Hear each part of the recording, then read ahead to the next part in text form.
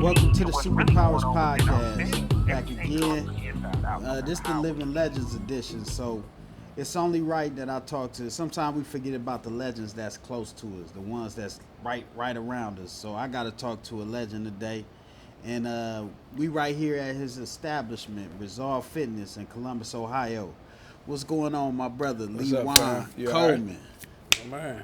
Yes, sir, man. How you feeling today, man? Feeling good, blessed, man, blessed. Yeah, so, I mean, you know, I'm a loyal client for sure. I've been rocking with you for about 8 years, and like I always say, man, this is one of the best places I come throughout my daily regimen. I mean, and I don't even call it a bill. It's my biggest investment, my best investment. What made you start this? Working out in the penitentiary. That's what's up. Doing push-ups every day, you know, pull-ups and all that stuff. You know, I had to just kind of channel that negative energy into something, and I just brought it home with me, you know. So how long was you locked up? 18 years. 18 years. So what landed you in prison? What was the... Well, long story short, got in an altercation with some gentlemen that tried to shoot me, and I ended up shooting them. I was 17 and out of place, you know, so you know how the law is to send me where they're supposed to be. So. And this happened 2000, not 2000, but 1987. 1987. Yeah. In Columbus. In Columbus, Ohio. Yeah, but you really originally from Detroit. You're a Wolverine. That is correct. Go blue. We're gonna give Wolverine some respect today. You know. But tell us about growing up in Detroit back in the 1980s, man. Yeah. Well, everybody know Young Boys Incorporated, Pony Boys, Chamber Brothers. Them was all the drug dealers back then. Yeah. Best friends, you know. I grew up on the north end side of Detroit and introduced to it at a young age. My father was a drug dealer. My second older brother was a drug dealer. My oldest brother wanted to be Prince. So, you know, every role model I had in front of me was doing something different than what I wanted to do. I wanted to play sports, football, be something, help moms out, you know, but end up chasing the streets like them. So. Yeah. So, you know, this is the Superpowers Podcast, so we like to give people their flowers, but also, you know, it's a pleasure to have you on here, and I know you personally, so I know one of your superpowers that I have observed over the years, and, like, you one of the calmest guys I know. Like, being calm is a superpower, especially in this day and age with so much chaos and so many different things that's there to just really poke you. You know, how do you just maintain that calm? Is it something that you had all your life, or is it from your years in prison? Have you been able to just have this emotional control and calmness about you? That's all God, because every time I did stuff my way, it was discombobulated, off the chain. God gave me that calmness. You know, again, it goes back to working out. He let me channel it through working out, boxing and stuff like that, and gave me something to make them endorphins start flowing. You see what I'm saying? So that calmed me down. When I boxed, I lost control, but it get the energy off. But when I left, it's a totally different thing. It's like give you a time to talk to him, talk to yourself, and just try to do something, you know, beneficial to me, because I realize anger is a hell of a thing. Yeah.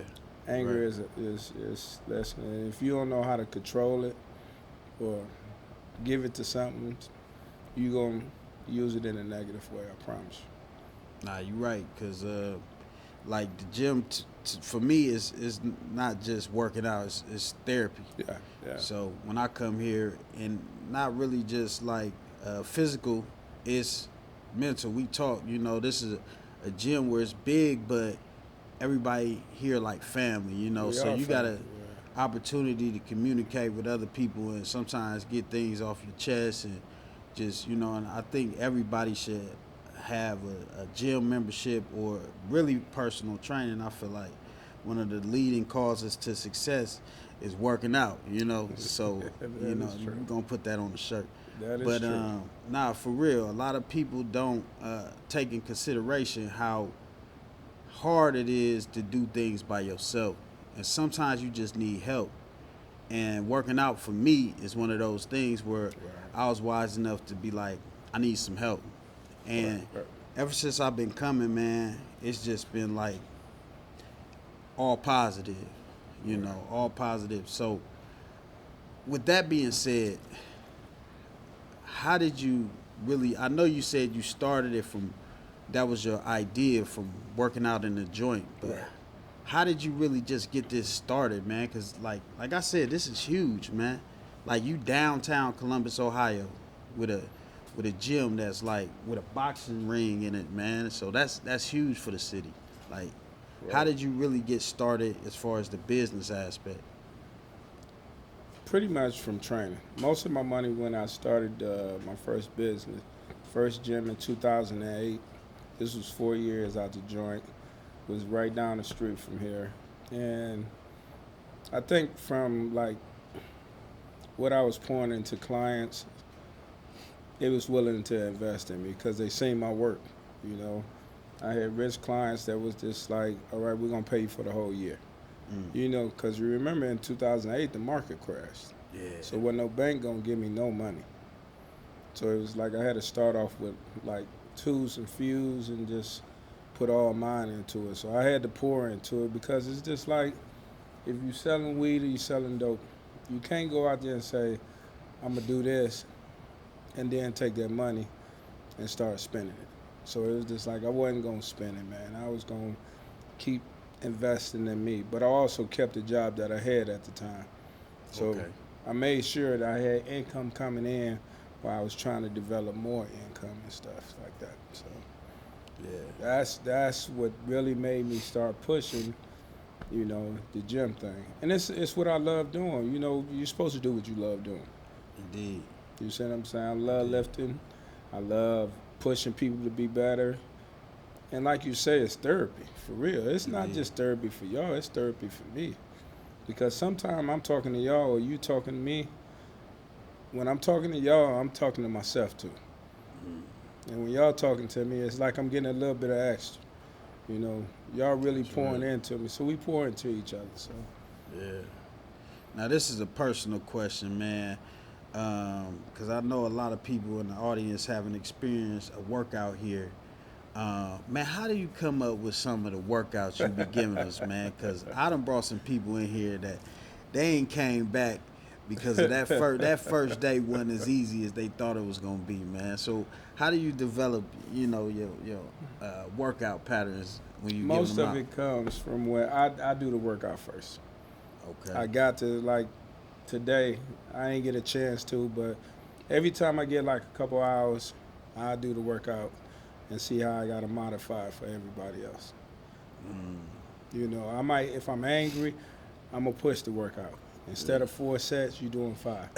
You see what I'm saying? So you been angry lately. Yeah, been angry lately. You already know going through some family things, but that's life, Yeah. But that's how I do it, I do the workout, and I've been doing it for 18 years in prison, man. I've been home for 20. Yeah. So I got almost 40 years in this, and not to, there's nothing to brag about. It got so bad in prison that I was training prison guards.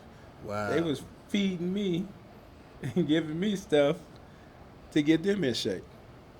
Wow. So, I just, it was my hustle then. I'm still doing it, 18 years in prison, man. I know you had to see some things that's like, especially in Ohio, man, that's kind of like historic. Or was you there for the, what was it, Lucasville? Lucasville riot, You was there? Yeah. Yep. Man. I was in Lebanon when Lucasville riot happened. They brought everybody from Lucasville to Lebanon. I had to unload them off the bus. So, wow. Yeah. What was that transition like? It was rough because you had some of them people who, how would you say, act like they wanted to leave because they were scared, but some of them same dudes that left and came to Lebanon end up getting sent back to Luke because they had killed people before they left. You see what I'm saying? Yeah. So it wasn't a good situation for the penal system because that's what made them take weights out, out the penitentiary. Wow. We used to be able to box in Lebanon, lift weights and everything. They took all that out after the Lucasville riot. Man. Yeah, that's deep, man. Yeah.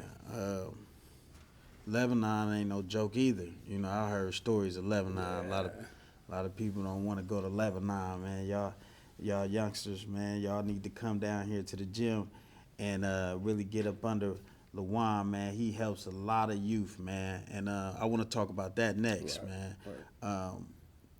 I see a lot of young people coming here. Even we done went to youth centers and trained the youngsters there.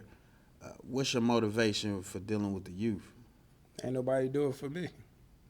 That's real. Ain't nobody do it for me. No one was there. I just told you, my dad wanted to sell dope, my brother wanted to sell dope, other brother wanted to be Prince. I watched my mom's working at a gas station and wanted somebody to pour into me, but she got 4 kids, so she couldn't do it. She only could do what she could do.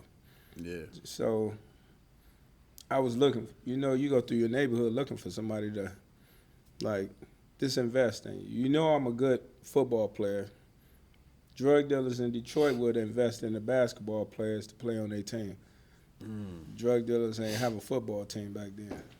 So I ain't had nobody to pour into me. So once I got in trouble and made a way for myself and got out, I said I got to get back to these kids what I didn't get. So that's why I pour into them. And it's a good thing because it's a lot of talent out here. Yeah. Yeah. Not just in sports, but, in photo shooting. I'm talking about you got kids that can be lawyers, doctors, what they want to be. Yeah. But if ain't nobody pouring into them, these kids going to run around here like they're doing right now, man. These kids worship TikTok, Instagram. They don't even know who they self is. You see what I'm saying? They don't know they self, man. So all I want to do is keep pouring into them because we already know this society don't want them to survive. Yeah. They don't want them to survive, man. So, with that being said, you've been going around doing a lot of speaking lately, right? Motivational speaking, yep. Yeah, so how you feel about that, man? Is it something that you think you might pursue, or is it? I know you just do it out the kindness of your heart, but once you get going with something and get good at something, man, people really start wanting to pay you for it. So Right. Is it something that you would consider pursuing, or? I would, but I don't want it to take away from my passion of helping these kids and other people for real. Now, if you're going to pay me, I'll take the pay, But the whole goal is let's reach somebody. Yeah. We done got a lot of motivational speakers that are good. E.T., great. William King Hollis, great. But I think after a while they allow media and money to get them away from what they're passionate. Because I remember both of them guys' first speeches, almost by heart. You see what I'm saying? Yeah. So that first one compared to one today, you can see the difference in the tone of the voice, the reaction of who they are as human beings. Not to be hating on nobody. I just want them to remain like their words touch me. So that's what I wouldn't want to do is change. So, where do you see this gym, man, going in the next 5 years, man? I know you got the boxing going on in here. What's that like? Is it something that you got some fighters that's out here that everybody need to know about? Well, you got some good young fighters in here. You got some old heads that don't want to get a game up to as well. So, you got a variety of everybody. But, the boxing is growing real big. We got this ring, and then we got a ring upstairs. Oh, okay. It's like we want to make it bigger and bigger and bigger. the whole goal is to, within the next like 2 years, build a field house right across the alley. Okay. You know, that way we create even more to it. If we build a field house, we shut Columbus down. That's real. And we'll be able to touch more kids because now we got more room to keep it, to reach more kids. Yeah. You know, Yeah. so. Yeah. So, like, what would you tell your 13-year-old self today? What thing would you tell your 13-year-old self you don't have to do? If I was 13 now, or You, the if you could 13-year-old go back I was. and say, hey, man, listen, you could just go ahead and skip this part right here. Right. What would that be? Well, I skipped the part of following my father and selling heroin at 13 and 14. Wow. You know, I got locked up at 14 with possession of heroin with the intent to deliver. So I tell myself, like, bypass that part. Bypass the Adidas, because that's what was popping back then. It wasn't even Nikes back then, the Jordans. The top It was 10. top 10 Adidas. Yeah. I bypassed all that, wanting all this stuff. You know, the Adidas track shoes looking like Run DMC and all that. Yeah. Bypass all that. You know, wear what you got. And just keep doing what you're doing and building, because at 14, I was stronger than both of my brothers. Wow. So if I'd have just paid attention more to what I was capable of doing, this wouldn't have never happened. But I probably would have made even better. Who knows? Probably would have made it to the NFL. Who knows? Yeah. So. Well, you know, not to say that the NFL wouldn't be great, man, but, you know, we might not have met if you'd have made it to the That is NFL, correct. man, and I very much, value our friendship, man. I call you my brother because Most that's how we operate, and I value this gym. Like I said, it's one of the best places I come. People are easy to get along with, and, you know, he ain't paying me to say none of this. You know, this is just my real feelings, man. And the network is crazy, man. You meet people from all nationalities, people doing all kind of different things, big careers, to people who just trying to get on their feet, man. And everybody just got a positive attitude. And if you're in the Columbus area, just stop in and holler at Lejuan Coleman and talk to him about trying to get involved with the gym. And if you out of town and you need a day pass, this is the spot where you come get you a day pass, man. So before we get up out of here, is there anything that the people should know that's coming up with the gym, or just if you want to leave the people with like some last words or something that's on your mind, your favorite quote, anything, man? I would say,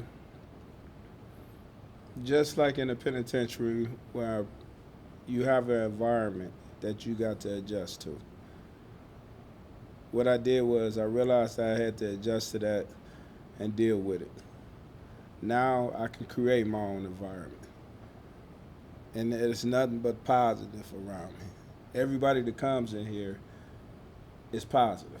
I'm talking about from the college student from West Virginia to a football player that went to Tiffin. It doesn't make a difference. You know, we create the environments. We have judges, we have lawyers, every walks of life come here, doctors, you know, and like he said, half of the time they come in here to relieve, you like this, let it out. The workout is great, but they gotta let it out. Because it ain't just me going through this stuff in life. Yeah. But it allows me to create that environment to where we keep touching each other. We keep blessing each other. You know, if you're around a bunch of people that ain't uplifting you, then you don't need to be around. That's real.